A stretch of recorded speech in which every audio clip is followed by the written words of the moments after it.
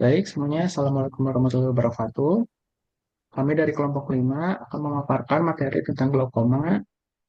Saya, Saudara Eko Sareno, dan rekan saya, Nur Habibah dan Usmara Latifah. Di sini ada rumusan masalah. Yang pertama, apa pengertian glaukoma?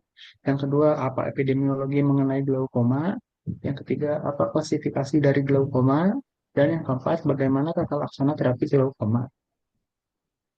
Nah, glaukoma itu sendiri yaitu suatu neuropati optik kronik dengan ciri adanya pencekungan diskus optikus, penyempitan lapangan pandang, dan peningkatan tekanan intraokular. Glaukoma disebabkan karena adanya aliran aqueous humor yang terhambat sehingga terjadi peningkatan tekanan intraokuler. Beberapa faktor resiko berperan terhadap kejadian glaukoma akut, antara lain usia lebih dari 40 tahun dan yang tertinggi terjadi pada 50-70 tahun. Jenis kelamin wanita berisiko 2-4 kali lebih besar mengalami glaukoma sudut tertutup primer akut dibandingkan pria. Riwayat keluarga glaukoma sudut tertutup primer akut, risiko 6 kali lebih besar. Refraksi, biometri, dan ras kulit putih Afrika dan Asia. Mekanisme utama penurunan fungsi penglihatan pada glaukoma yaitu aptosis sel ganglion retina yang menyebabkan terjadinya penipisan pada lapisan serat saraf dan lapisan retina. Pada umumnya dimulai pada bagian tengah perifer dan kemudian berlanjut hingga hanya bagian tengah atau perifer dari penglihatan utuh yang tersisa. Gangguan fungsional lebih lanjut termasuk gangguan kontras dan persepsi warna serta kesulitan membaca. Selanjutnya akan dibacakan oleh rekan saya yaitu Nur Habibah. Nur Habibah dipersilakan. Baik, terima kasih.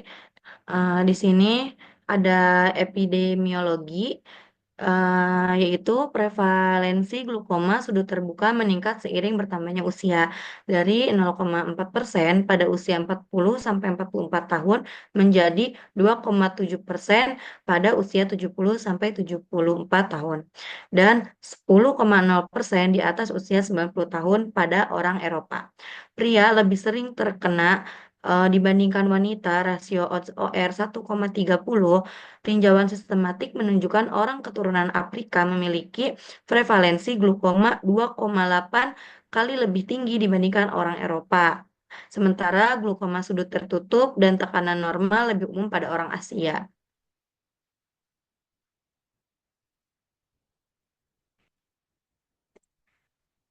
Kemudian, aqueous humor dialirkan melalui trabekular meshwork dan aliran uveoskleral pada glukoma sudut terbuka, sudut bidik mata terbuka, sedangkan pada glukoma sudut lancip, sudut tertutup oleh iris menghalangi aliran aqueous humor dan menyebabkan peningkatan tekanan intraokular.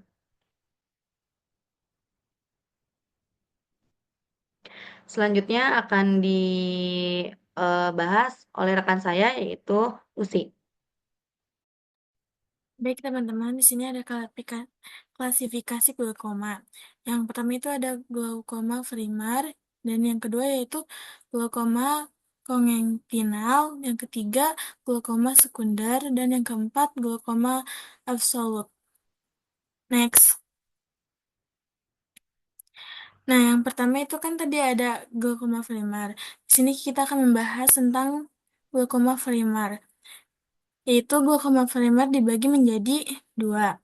Ada glaukoma primar sudut, sudut terbuka atau primar open angle glaukoma atau juga POAG, dan yang keduanya glaukoma primar sudut tertutup atau primary angle closure glaukoma atau juga disebut PACG. Next.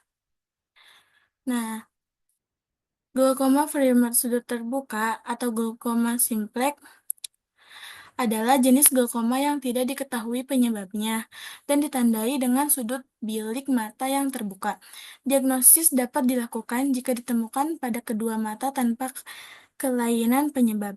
Sekitar 99% penderita mengalami hambatan pengeluaran cairan atau aqueous humor pada trabeculum dan kanal Schellem. Gejala POAG muncul secara lambat, seringkali tanpa disadari sehingga dapat menyebabkan kebutaan. Tekanan bola mata biasanya di atas 2 mmHg dan penderita tidak merasakan keluhan keluhannya. Gangguan saraf optik terlihat saat terjadi penyempitan lapang pandang. Next, glaukoma primer sudut tertutup atau PACG adalah peningkatan tekanan intra intraokular akibat penutupan sudut oleh iris perifer yang yang menghambat aliran aqueous humor blok pupil relatif menjadi penyebab utama PACG yang diperkirakan menyebabkan 91% kebutuhan bilateral di Asia Timur, terutama karena struktur anatomi mata yang lebih dangkal pada orang Asia Timur. Glaukoma sudut tertutup akut terjadi saat penutupan mendadak jalan keluar aqueous humor mengakibatkan rasa sakit hebat dan tekanan bola mata tinggi.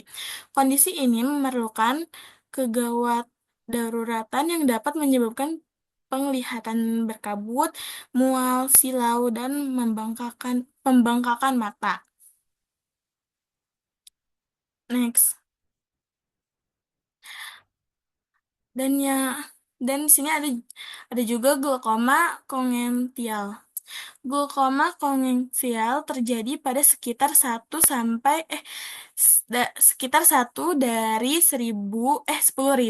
kelahiran, disebabkan oleh perkembangan abnormal trabekulum. Semakin dini anak terkena glaukoma, semakin parah abnormalitasnya. Kondisi ini dapat dipicu oleh faktor keturunan. Bayi dengan glaukoma memiliki mata yang lebih besar dari normalnya, yang bisa menjadi tanda bahaya. Pembesaran abnormal atau ophthalmos terjadi akibat peregangan bola mata yang berlebihan, menyebabkan kornea menjadi putih dan keruh. Gejala lain termasuk air mata berlebihan, mata merah, dan sensitivitas terhadap cahaya. Next.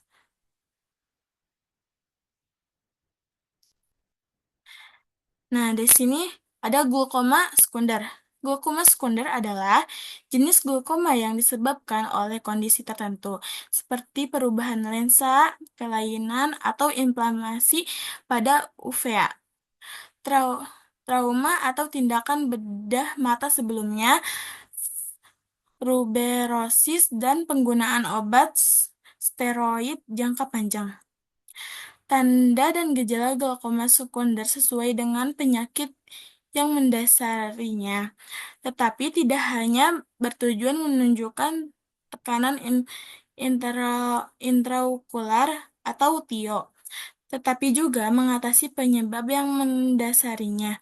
Glaukoma sekunder terjadi ketika sirkulasi dalam mata terganggu, menghalangi aliran aku aku aqueous humor ke sistem drainase, sehingga TIO meningkat dengan cepat dan memerlukan terapi yang cepat dan tepat. Next. Dan di sini juga ada glaukoma absolut. Glaukoma absolut adalah stadium akhir glaukoma, di mana kebutaan terjadi akibat tekanan bola mata yang tinggi mengganggu fungsi mata. Kondisi ini menyebabkan penyumbatan pembuluh darah dan komplikasi seperti neovaskularisasi iris yang dapat menimbulkan glaukoma hemoragi dan rasa sakit yang hebat. Penderita merasakan mata keras dan nyeri, dengan kornea keruh, bilik mata dangkal, dan papil atrofi. Pengobatan meliputi penggunaan memberikan sinar beta untuk menekan fungsi badan siliar. Alkohol red, alkohol red robulbar atau pengangkatan bola mata jika sudah tidak berfungsi.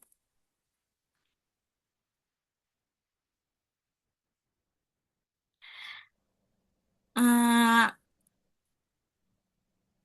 di sini tata laksana akan dibacakan oleh Nur Habibah.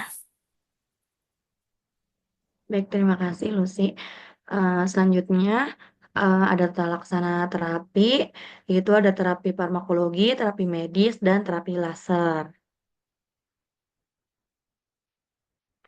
Nah, di sini ada terapi farmakologi ya teman-teman. Terapi farmakologi ini itu sebagai penghambat rokinase menghalangi kerja rokinase yang mengatur aliran keluar pada trabekulum. Obat ini meningkatkan aliran keluar aqueous dan mengurangi resistensi dengan meningkatnya kemampuan sel endotel kanal xylem untuk membentuk pori-pori. Selain itu, penghambat rokinase menyebabkan relaksasi serabut otot polos di jalinan trabekular yang juga meningkatkan aliran keluar.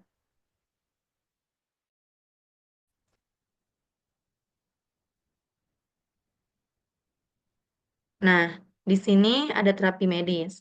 Terapi medis adalah metode utama untuk menurunkan tekanan intraokular atau disebut juga dengan TIO.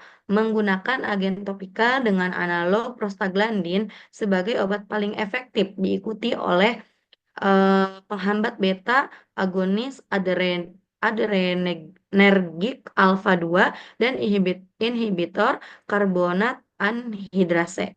Menurut pedoman Amerika Academy of Ophthalmologi menyarankan penurunan TIO awal sebesar 20% sampai 30% untuk memperlambat perkembangan penyakit, termasuk pada glukoma dengan tekanan normal. TIO harus dipantau dengan cermat pada setiap kunjungan dan target pengendalian TIO harus disesuaikan jika penyakit itu terus berkembang. Selanjutnya ada terapi laser. Terapi laser di sini itu dipertimbangkan jika pengobatannya tidak cukup menurunkan tekanan intraokular atau disebut juga dengan TIO atau gagalnya mencapai target. Tapi laser dapat mengurangi TIO secara moderat dengan meningkatkan aliran keluar aqueous setelah laser trabekuloplasi atau dengan mengurangi produksi aqueous setelah siklofotokoagulasi yang dapat menurunkan TiO sebesar 20 sampai 47%. Komplikasi yang mungkin terjadi termasuk penurunan TiO yang tidak adekuat atau berlebihan, inflamasi dan deformitas pupil yang menyebabkan glare. Jadi untuk terapi laser ini berarti dijadikan pilihan terakhir ya teman-teman. Apabila kedua terapi yang tadi sudah saya sebutkan itu belum saja menghasilkan efek yang baik, maka teman-teman memilih untuk terapi laser. Selanjutnya, jika farmakoterapi gagal, prosedur laser dan pembedahan menjadi pilihan. Prosedur laser efektif menurunkan TiO dan mengurangi biaya jangka panjang terkait obat. Pilihan prosedur laser tergantung pada etiologi glaukoma. Sekian, terima kasih. Mungkin hanya ini yang kelompok 5 paparkan, kurang lebihnya mohon dimaafkan ya teman-teman. Saya serahkan ke Excel.